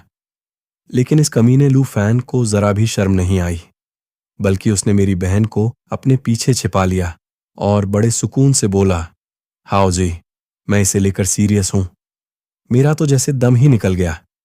आखिर में श्याओ श्याओ ने मेरा हाथ पकड़ा और लाड जताते हुए बोली, भैया, हम एक दूसरे से सच्चा प्यार करते हैं। अब अपनी बहन के चेहरे पर वो खुशी देखकर मैं और क्या कह सकता था। बस अपने दांत पीसकर इस बात को मानना पड़ा। लेकिन मुझे क्या पता था कि यह तो बस कबाब में हड्डी बनने की शुरुआत थी। जब से ये दोनों साथ आए हैं, मेरी आंखों की रोशनी इनकी प्रेम कहानी देख देख कर धुंधली हो गई है। आज वीकेंड था, मुझे बड़ी मुश्किल से आराम मिला था। मेरा मन हुआ कि बहन के घर जाकर एक वक्त का खाना खा लूं। लेकिन जैसे ही मैं अंदर घुसा, मैंने देखा कि लू फैन एप्रन वेकॉन बांधे किचन में पूरी शिद्दत से लगा हुआ था। अरे हाओ जी, तुम आ गए। लू फैन ने पीछे मुड़कर मुझे देखकर मुस्कुराते हुए कहा, सही समय पर आए हो। मैं श्याओ श्याओ का पसंदीदा कॉर्न एंड रिब्स सूप बना रहा हूं। मेरी बहन पायजामे में सोफे पर दुबक कर बैठी थी। पैरों पर एक छोटा सा कंबल था और सामने गर्मा गर्म दूध का गिलास रखा था। भैया, आप आ गए? उसकी नजरें टीवी पर ही जमी हुई थीं और उसने मेरी तरफ मुड़कर देखा तक नहीं, बस वहीं से मुझे हेलो बोल दिया। मैं थोड़ा चिढ़ते हुए जलन के साथ उसके पास गया। बड़े ठाठ हैं भाई, तुम्हारी जिंदगी तो बड़ी मजे में कट रही है। श्याओ श्याओ ने आखिरकार अपनी नजरें टीवी से हटाईं और मुझे देखकर एक मीठी सी मुस्कान दी। और नहीं तो क्या, लू फैन मेरा बहुत अच्छे से ख्याल रखता है। तभी लू फैन किचन से सूप लेकर बाहर आया और बड़ी स्वाभाविकता से श्याओ श्याओ को अपनी बाहों में भर लिया। गर्मा गर्म पी लो, ध्यान रखना कहीं जल न जाओ। और फिर मैंने अपनी फटी आंखों से देखा कि लू फैन सूप के चम्मच को धीरे धीरे फूंक मारकर ठंडा कर रहा है और एक एक घूंट मेरी बहन को पिला रहा है। मेरी बहन भी किसी छोटे बेबस बच्चे की तरह बड़े प्यार से मुंह खोलकर सूप पी रही थी। कैसा है? लू फैन ने बड़े प्यार से पूछा। लाजवाब। श्याओ श्याओ की आंखें चमक उठीं। फैन फैन, तुम सच में कमाल हो। मुझसे अब और रहा नहीं गया और मैंने अपनी आंखें ऊपर चढ़ा लीं, आंखें फेर लीं। क्या तुम दोनों थोड़ा कम रोमांस, चीजीनेस कर सकते हो? मैं यहां हार्ड मांस का इंसान जिंदा खड़ा हूं। लू फैन ने तो अब जाकर मेरी तरफ ऐसे देखा जैसे उसे अभी पता चला हो कि मैं भी यहां हूं। हाउ जी, क्या तुम भी एक बाउल सूप लोगे? मैंने ठंडी आह भरी और कहा, नहीं भाई, तुम दोनों का रोमांस देख देख कर ही मेरा पेट भर गया है। खाना खाने के बाद मेरी बहन बोली कि उसे फल खाने हैं। लू फैन तुरंत किचन की तरफ भागा और थोड़ी ही देर में बड़े करीने से सजाई हुई फ्रूट प्लैटर लेकर आया। सेब को छोटे खरगोशों के आकार में काटा गया था। स्ट्रॉबेरी की डंठल हटाकर उन्हें फूलों की तरह सजाया गया था और यहां तक कि संतरों को भी पूरी सफाई से छील कर रखा गया था। मुझसे फिर रहा नहीं गया और मैंने तंज कसा। लू फैन, क्या इतना सब करना जरूरी है? फल ही तो काटने थे, इसमें इतने नखरे दिखाने की क्या जरूरत थी? लू फैन ने श्याओ श्याओ को स्ट्रॉबेरी खिलाते हुए बड़ी सहजता से कहा। श्याओ श्याओ को ऐसे ही खाना पसंद है। मेरी बहन ने शान से अपनी ठुड्डी ऊपर उठाई और मुझे चिढ़ाया। उसके चेहरे के हाव भाव साफ कह रहे थे, जल गए ना? मुझसे तो अब और देखा ही नहीं जा रहा था, लेकिन हद तो इसके बाद होने वाली थी। फल खाने के बाद श्याओ श्याओ ने एक लंबी उबासी ली और अपनी आंखें मलते हुए बोली कि उसे नींद आ रही है। लू फैन ने तुरंत उसे अपनी बाहों में उठाया, प्रिंसेस कैरी, और बोला, चलो अब दोपहर की नींद, सिएस्टा का वक्त हो गया है। मैं फटी आंखों से उसे देखते रह गया। जब वह मेरी बहन को बेडरूम में ले गया, उसे बड़े प्यार से बिस्तर पर लिटाया, कंबल ओढ़ा दिया और उसके माथे पर एक किस किस भी की। यह पूरा सिलसिला इतना सहज था जैसे उन्होंने हजारों बार इसकी रिहर्सल की हो। जब लू फैन बेडरूम से बाहर आया और उसने मुझे अभी भी लिविंग रूम में खड़ा पाया तो उसने हैरानी से पूछा, हाउ जी, तुम अभी तक गए नहीं? क्या मतलब, अब तुम मुझे भगा रहे हो? मुझे तो अपने कानों पर यकीन ही नहीं हो रहा था। लू फैन ने झेंपते हुए अपना सिर खुजलाया और बोला, श्याओ श्याओ की नींद बहुत कच्ची है। लिविंग रूम में किसी की मौजूदगी से उसकी नींद खराब हो सकती है। मैं तो गुस्से के मारे खून के घूंट पीकर रह गया। मैं पहले भी तो यहां आता था, तब तो तूने कभी ऐसा नहीं कहा। तब बात अलग थी। लू फैन ने बड़े हक से कहा, अब श्याओ श्याओ मेरी गर्लफ्रेंड है तो मुझे उसकी पसंद नापसंद का ख्याल पहले रखना होगा। वाह भाई, मतलब बंदी मिलते ही भाईचारा खत्म। मैंने गुस्से में दांत पीसते हुए अपना जैकेट उठाया और वहां से निकल पड़ रहा। दरवाजे से बाहर निकलते वक्त भी मुझे लू फैन की दबी हुई आवाज सुनाई दी, हाउ जी, संभल कर जाना भाई, अगली बार आने से पहले फोन कर लेना। मैंने धड़धम से दरवाजा बंद किया। अब मैं उस जगह 1 मिनट भी और नहीं रुक सकता था। रात को मैं जितना इस बारे में सोचता, मेरा गुस्सा उतना ही बढ़ता जाता। मैंने फैसला किया कि फोन करके इन लव बर्ड्स की क्लास लगाता हूं। काफी देर तक घंटी बजने के बाद फोन उठा और दूसरी तरफ से लू फैन की फुसफुसाती हुई आवाज आई, हाउ जी, क्या बात है? श्याओ श्याओ सो गई है? मैंने घड़ी देखी, अभी तो सिर्फ 9:30 बजे थे। इतनी जल्दी सो गई? हाँ, आज उसके ऑफिस में काफी काम था, बेचारी थक गई थी। लू फैन की आवाज में फिक्र और प्यार साफ झलक रहा था। मैंने उसे गर्मा गर्म दूध पिलाया और थोड़ी देर मसाज कर दी तो उसे नींद आ गई। मैंने अपनी आंखें सिकोड़ी और तंज कसा, तो अब तुम फुल टाइम नौकर, बेबी सिटर बन गए हो क्या? लू फैन ने बड़ी गंभीरता से जवाब दिया, श्याओ श्याओ का ख्याल रखना मेरे लिए दुनिया का सबसे खुशी भरा काम है। मेरा मन किया कि अभी के अभी फोन ही तोड़ दूं। तभी लू फैन अचानक बोला, वैसे हाउ जी, अगले हफ्ते श्याओ श्याओ का बर्थडे है। मैं उसे एक सरप्राइज देने की तैयारी कर रहा हूं, तुम भी आ जाना। मैंने ठंडी आह भरी, चलो, कम से कम अब तो तुम्हें मेरी याद आई। भाई, आखिर तुम उसके बड़े भाई हो, ऐसे खास मौके पर तुम्हारा होना तो बनता है। लू फैन ने मुस्कुराते हुए कहा, मेरा प्लान है कि उस दिन मैं उसे अम्यूजमेंट पार्क ले जाऊंगा, फिर रात को जायंट व्हील, फेरिस व्हील पर उसे प्रपोज करूंगा और उसके बाद बस बस, रुक जाओ। मैंने तुरंत उसे टोका। मुझे ये सब बारीकियां बताने की जरूरत नहीं है। मैं अपनी जिंदगी से और नफरत नहीं करना चाहता। I don't want to die of jealousy. लू फैन फोन के दूसरी तरफ से धीरे से हंसा। चलो, फिर तय रहा। अगले रविवार दोपहर 3 बजे अम्यूजमेंट पार्क के गेट पर मिलते हैं। फोन काटने के बाद मैं काफी देर तक अपने फोन को एकटक देखता रहा। आखिरकार मैंने अपने शेड्यूल में वह तारीख नोट कर ही ली। भले ही इन दोनों का रोमांस मेरी आंखों में चुभता है, पर क्या करूं, आखिर वो मेरी बहन है। ऐसे मौके पर तो जाना ही पड़ेगा। शाओ शाओ के जन्मदिन के दिन मैं वक्त पर अम्यूजमेंट पार्क पहुंच गया। दूर से ही मैंने देखा कि लू फैन ने शाओ शाओ का हाथ थाम रखा था और दोनों ने कपल्स ड्रेस, एक जैसे कपड़े पहन रखे थे।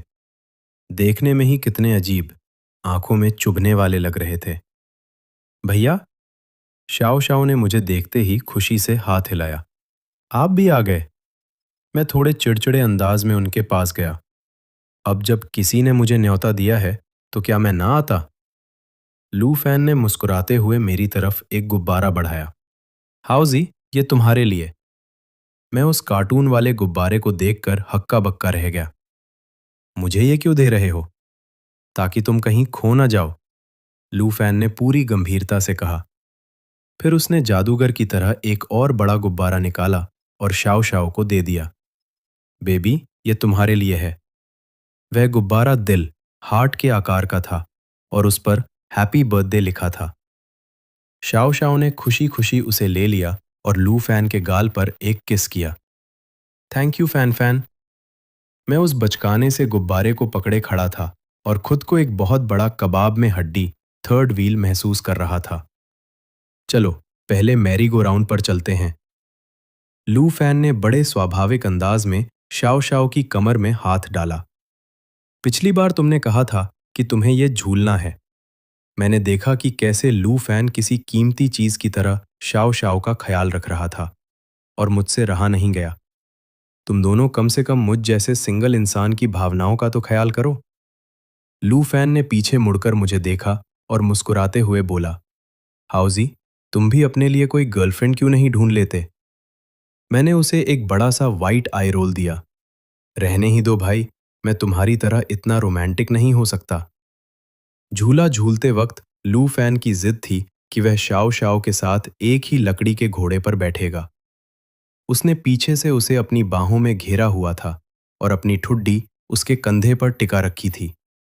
शाओ शाओ बहुत खुश थी और उसने पीछे मुड़कर लू फैन को चूम लिया। मैं पीछे वाले घोड़े पर बैठा हुआ खुद को बिल्कुल फालतू महसूस कर रहा था। झूले से उतरने के बाद शाओ शाओ ने कहा कि उसे आइसक्रीम खानी है। लू फैन तुरंत बोला, तुम यहीं रुको, मैं लेकर आता हूं। मैंने भी झट से कह दिया, मेरे लिए भी एक ले आना। लू फैन ने सिर हिलाया और कहा, ठीक है, तुम शाओ शाओ का ध्यान रखना, उसे कहीं अकेले मत जाने देना। आइसक्रीम खत्म होने के बाद लू फैन ने बड़े स्वाभाविक अंदाज में वेट वाइप्स निकाले और शाओ शाओ के हाथ और मुंह पोंछने लगा। उसके हाथ इतने कोमल थे जैसे वह किसी बहुत ही नाजुक या कांच की चीज को छू रहा हो। मुझसे अब और देखा नहीं गया। अरे भाई, वह कोई 3 साल की बच्ची नहीं है, क्या वह खुद नहीं पोंछ सकती? शाओ शाओ ने मुझे चिढ़ाते हुए अपनी जीभ दिखाई। मेरी मर्जी, मुझे फैन फैन से ही पहुंचवाना पसंद है। लू फैन ने भी हंसते हुए उसकी हाँ में हाँ मिलाई। और मुझे भी शाओ शाओ की मदद करना पसंद है। लो, कर लो बात। मेरी ही जुबान ज्यादा चल रही थी। इसके बाद हम जिस भी राइड पर गए, लू फैन पूरे समय शाओ शाओ की ढाल बना रहा। रोलर कोस्टर पर उसने उसका हाथ मजबूती से थाम रखा था। बम्पर कार खेलते वक्त उसने उसे अपनी बाहों में सुरक्षित रखा और यहां तक कि शूटिंग गेम में गुब्बारे फोड़ते वक्त भी वह उसे हाथ पकड़कर सिखा रहा था। सबसे ज्यादा हद तो हॉन्टेड हाउस में हुई, जहां शाओ शाओ डर के मारे बार बार लू फैन की बाहों में दुबक रही थी और लू फैन इस मौके का पूरा फायदा उठाकर उसे कसकर थामे हुए था। डरो मत, डरो मत, मैं हूं ना। लू फैन उसे बड़े प्यार से दिलासा दे रहा था, पर उसके चेहरे की मुस्कुराहट साफ बता रही थी कि उसे बड़ा मजा आ रहा है। मैं उनके पीछे पीछे चल रहा था और खुद को किसी स्टॉकर जैसा महसूस कर रहा था। भूतिया घर से बाहर निकलने के बाद भी शाओ शाओ डरी हुई थी और लू फैन से चिपकी हुई थी। लू फैन ने इसी मौके पर प्रस्ताव रखा, क्यों ना हम जाइंट व्हील पर चले। कि लू फैन मेरी बहन का वाकई बहुत ख्याल रखता है। बचपन से लेकर आज तक मैंने श्याओ श्याओ को इतना खुश कभी नहीं देखा। शायद ये सब इतना बुरा भी नहीं है। जाइंट व्हील धीरे धीरे ऊपर उठने लगा और मैं तुरंत अपनी तय की हुई जगह की ओर भागा। जैसे ही उनका कैबिन सबसे ऊंचाई पर पहुंचा, मैंने आतिशबाजी शुरू कर दी। धड़ाम! रात के अंधेरे आसमान में शानदार पटाखे फूटने लगे और उनमें से चमकते हुए शब्दों में लिखा था, श्याओ श्याओ, जन्मदिन मुबारक हो। मैंने दूर से देखा कि श्याओ श्याओ ने हैरानी और खुशी के मारे अपने मुंह पर हाथ रख लिया था। तभी लू फैन अपने एक घुटने पर बैठा और उसने एक छोटा सा डिब्बा निकाला। भले ही मैं उनकी बातें नहीं सुन पा रहा था, लेकिन उसके होंठों की हलचल से साफ लग रहा था कि वो अपने प्यार का इजहार कर रहा है।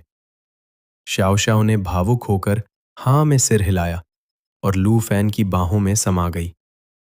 आतिशबाजी की उस खूबसूरत रोशनी में वे दोनों एक दूसरे को चूम रहे थे।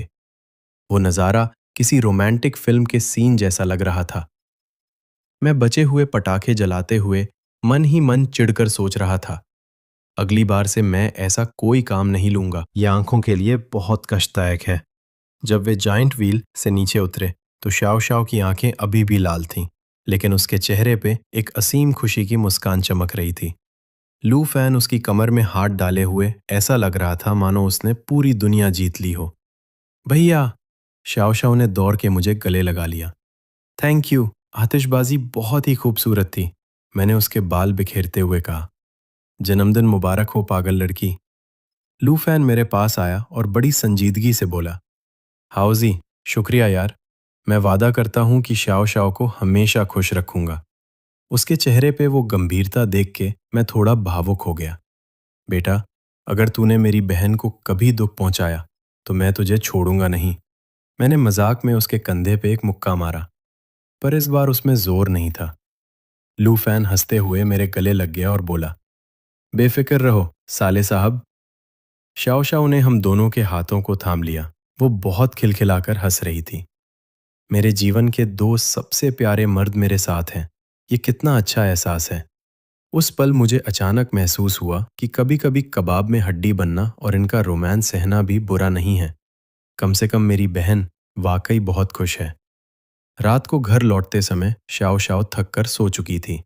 लू फैन ने उसे गोद में उठाकर कार में बिठाया, सीट बेल्ट लगाई और बड़े ध्यान से उसके सिर के नीचे एक तकिया भी लगाया। उसके इन कामों को देखते हुए मैंने खुद को पूछने से नहीं रोक पाया, क्या तुम हमेशा उसका इसी तरह ख्याल रखोगे? लू फैन ने पीछे मुड़कर मेरी तरफ देखा।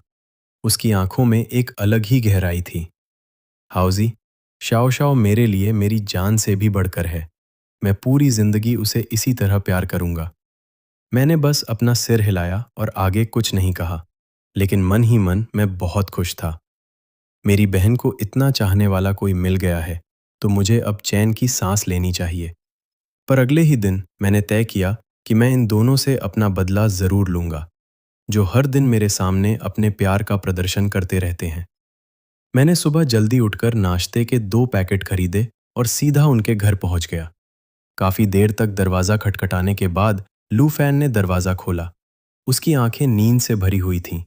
उसने पूछा, हाउजी, इतनी सुबह यहाँ क्या कर रहे हो? मैं जबरदस्ती अंदर घुस गया और हाथ में पकड़ा नाश्ता हवा में लहराते हुए बोला, तुम दोनों के लिए ढेर सारा प्यार और नाश्ता लाया हूं। लू फैन ने हार मानकर मुझे अंदर आने दिया। शाओ शाओ अभी सो रही है, थोड़ा धीरे बोलो। मैंने जानबूझकर जोर से चिल्लाते हुए कहा, अरे अब तक सो रही है? सूरज सिर पर आ गया है और ये महारानी अब भी बिस्तर पर है। बेडरूम के अंदर से शाओ शाओ की नींद में डूबी हुई आवाज आई, फैन फैन, कौन है बाहर? लू फैन तुरंत अंदर भागा। कोई नहीं बेबी, तुम सो जाओ, कुछ नहीं हुआ। मैं बाहर जानबूझकर प्लास्टिक की थैलियों को जोर जोर से खड़काने लगा। किसी का भाई नाश्ता लेकर आया है। लू फैन बेडरूम से बाहर निकला। उसके चेहरे पर बेबसी साफ झलक रही थी। हाउजी, तुम ये सब जानबूझकर कर रहे हो ना? मैंने गर्व से अपनी ठुड्डी ऊपर उठाई और कहा, तुम दोनों जो हर दिन मुझे अपने प्यार से टॉर्चर करते हो, ये उसका छोटा सा बदला है। ये मेरा बदला है। लू फैन ने मुस्कुराते हुए अपना सिर हिलाया और फ्रेश होने के लिए बाथरूम चला गया। मुझे मौका मिल गया और मैं दबे पांव बेडरूम में घुस गया। मैंने देखा कि शाओ शाओ कंबल में लिपटी बड़े मजे से सो रही थी। उठ जाओ, ओ आलसी सुअर, मैंने जानबूझकर जोर से चिल्लाकर कहा। शाओ शाओ ने अपनी आंखें मली और अधखुली नजरों से मुझे देखते हुए पूछा, भैया, आप इतनी सुबह यहां क्या कर रहे हैं? तभी लू फैन मुंह में टूथब्रश लिए अंदर भागा और झाग भरे मुंह से बोला, हाउजी, उसे परेशान मत कर, वो कल बहुत थक गई थी। मैंने चुटकी लेते हुए कहा, वाह, अभी से अपनी बीवी की तरफदारी शुरू हो गई। शाओ शाओ की नींद अब थोड़ी खुली। वो अपनी आंखें मलते हुए बिस्तर पर उठ बैठी। फैन फैन, मुझे प्यास लगी है। लू फैन ने तुरंत अपना ब्रश रखा और पानी लेने दौड़ा। उसने पहले पानी का तापमान चेक किया और फिर उसे ग्लास थमाया। मैंने पास खड़े होकर जलन भरे अंदाज में कहा, लू फैन खुद बर्तन धोने चला गया। तो मैंने शाओ शाओ के पास जाकर दबी आवाज में पूछा, क्या वो वाकई तुम्हारा ख्याल रखता है? कभी तुम्हें परेशान तो नहीं करता? शाओ शाओ ने बहुत ही प्यारी मुस्कान दी। भैया, फैन फैन मेरा बहुत ख्याल रखता है।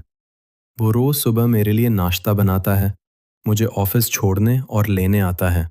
उसे मेरी हर पसंद नापसंद याद है। वो अपनी उंगलियों पर लू फैन की अच्छाइयाँ गिनाने लगी और मैं जलन के मारे लाल होने लगा। बस बस, रुक जाओ। मैंने अपने कान बंद कर लिए। मुझे ये सब बारीकियां नहीं सुननी। शाओ शाओ ने हंसते हुए मेरा हाथ नीचे किया। भैया, थैंक यू कि आपने हमें साथ रहने की अनुमति दी। मैंने उसके सिर पर हाथ फेरते हुए कहा, पगली, बस तू खुश रहे, मेरे लिए वही काफी है। तभी लू फैन बर्तन धोकर बाहर आया और बड़ी सहजता से शाओ शाओ के पास बैठकर उसकी कमर में हाथ डाल दिया। क्या बातें हो रही हैं? शाओ शाओ उसके कंधे पर सिर टिकाते हुए बोली। बता रही थी कि भैया अब हमारे रिश्ते के खिलाफ नहीं है। लू फैन ने मेरी तरफ मुस्कुराते हुए देखा। हाउजी कभी हमारे खिलाफ था ही नहीं, वो बस तुम्हें खोने से डरता था। मैंने एक ठंडी आह भरी और कहा, चलो, कम से कम तुम मुझे समझते तो हो। अपनी बहन को अपने सबसे अच्छे दोस्त की बाहों में सुरक्षित देखकर मुझे अचानक महसूस हुआ कि ये वाकई बहुत अच्छा है। भले ही मुझे रोज इनकी प्रेम कहानी की चमक झेलनी पड़ती है, पर कम से कम मुझे ये तो पता है कि उसे कोई जी जान से प्यार करने वाला मिल गया है। अरे हाँ, लू फैन अचानक बोला, अगले वीकेंड हम मम्मी पापा से मिलने जाने का प्लान बना रहे हैं। हाउजी, तुम भी साथ चलो। मैं थोड़ा ठिठक गया। मैं भी? ये कुछ अजीब नहीं लगेगा? शाओ शाओ ने मेरा हाथ खींचते हुए लाड़ से कहा, चलिए ना भैया, मम्मी पापा भी कह रहे थे कि उन्हें आपकी याद आ रही है। मैंने थोड़ा हिचकिचाते हुए हाँ कह दिया। आखिर मैं इन दोनों को अकेले पूरे परिवार का प्यार बटोरने तो नहीं दे सकता था। अगले हफ्ते हम शाओ शाओ के होने वाले ससुराल पहुंचे। ये कहना ही अपने आप में कितना अजीब लग रहा था। और वहां एक बार फिर मेरी आंखें उनकी खुशियों की चमक से चौंधिया गईं। लू फैन के मम्मी पापा तो मेरी बहन को सिर पर बिठाए हुए थे। अंदर घुसते ही लू की मम्मी ने शाओ शाओ का हाथ थाम लिया और उसकी खैर खबर लेने लगीं। शाओ शाओ, तुम इतनी कमजोर कैसे हो गई? क्या लू फैन ने तुम्हारा ख्याल नहीं रखा? लू के पापा भी तुरंत फल और नाश्ता ले आए। शाओ शाओ, बेटा ये खाओ, ये सब तुम्हारी पसंद का है। लू फैन एक तरफ मासूम सा चेहरा बनाकर बोला, मम्मी पापा, मैंने कब इसका ख्याल नहीं रखा? इसका तो 3 किलो वजन बढ़ गया है। शाओ शाओ ने धीरे से उसे चिकोटी काटी और शर्माते हुए बोली, अंकल आंटी, लू फैन मेरा बहुत अच्छे से ख्याल रखता है। लू की मम्मी ने मुस्कुराते हुए कहा, अभी भी अंकल आंटी? अब तो रिश्ता बदल गया है, नाम भी बदल जाना चाहिए, है ना? शाओ शाओ का चेहरा और भी लाल हो गया और उसने दबी आवाज में कहा, मम्मी, पापा। दोनों बुजुर्गों की खुशी का ठिकाना न रहा। उन्होंने तुरंत एक बड़ा सा शगुन का लिफाफा उसके हाथ में थमा दिया। मैं एक तरफ अकेला खड़ा ये सब देख रहा था। आखिर मुझसे रहा नहीं गया और मैंने जोर से खांसा, अंकल आंटी, मैं भी यहां आया हूं। लू की मम्मी ने तब जाकर मेरी तरफ देखा। अरे हाओ हाओ, तुम भी आए हो, आओ आओ बैठो। भाई साहब, पक्षपात इतना साफ था कि क्या बताऊं। खाने की मेज पर तो और भी हद हो गई। लू फैन लगातार शाओ शाओ की प्लेट में खाना परोस रहा था। लू की मम्मी भी उसका कटोरा भरने में लगी थी और लू के पापा ने तो खास तौर पर शाओ शाओ की पसंद के खट्टे मीठे रिब्स बनाए थे। मेरी प्लेट पूरी तरह से खाली थी। आखिर में शाओ शाओ से देखा नहीं गया और उसने मुझे चिकन का एक पीस दिया। भैया, आप भी खाइए। लू फैन तुरंत बोला, शाओ शाओ, तुम अपनी फिक्र करो, हाउजी खुद ले लेगा। ये खाना खाकर मेरा पेट नहीं बल्कि मेरा दिमाग दुखने लगा। खाना खराब नहीं था, बस इनका रोमांस जरूरत से ज्यादा हो गया था। खाना खाने के बाद लू की मम्मी ने एक पुराना फोटो एल्बम निकाला और लू फैन के बचपन के शर्मनाक किस्से सुनाने लगी। शाओ शाओ देखो, ये लू फैन है। जब वो 3 साल का था, मिट्टी में खेल रहा है।